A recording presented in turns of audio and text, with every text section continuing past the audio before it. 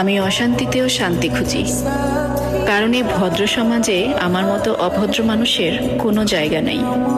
আর যেখানে আপনার জায়গাই নেই সেখানে শান্তি খোঁজাটা বিলাসিতা।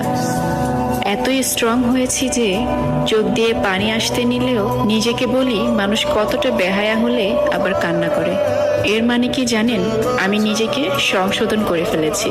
এখন আর পৃথিবীর কেউ বা কোনো শক্তি পারবে না আমাকে ভাঙতে, কারণ আমি নিজের জন্য আর কিছুই চাই না, সব কিছু ছেড়ে দিয়েছি।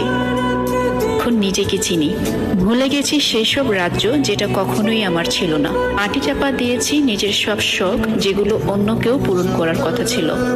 এখন নিজের বলতে আমিই আছি, না কারো উপরে কোনো চাহিদা আছে, না পাওয়ার ইচ্ছা আছে কোনো পূর্ণতা। আলহামদুলিল্লাহ, তাই এখন আমি বেশ ভালো আছি। এই যে ভিডিও করছি, এই ভিডিও না হলেও আমি 100 বার দেখব, নিজেই দেখব, নিজেই হাসবো। এগুলোকে বলে নিজের সাথে সময় কাটানো। নিজের অ্যাক্টিভিটিস গুলো দেখি আর নিজেকে নিজে বলি আমি আসলেই একটা পাগল আছি। আর এই পাগলটা জীবনের সাথে কতই না লড়াই করেছে, কত কি না এই পর্যন্ত দেখে এসেছে। আর এইসব লড়াইয়ে আমি আজও ক্লান্ত হইনি, আর কখনোই ক্লান্ত হব না।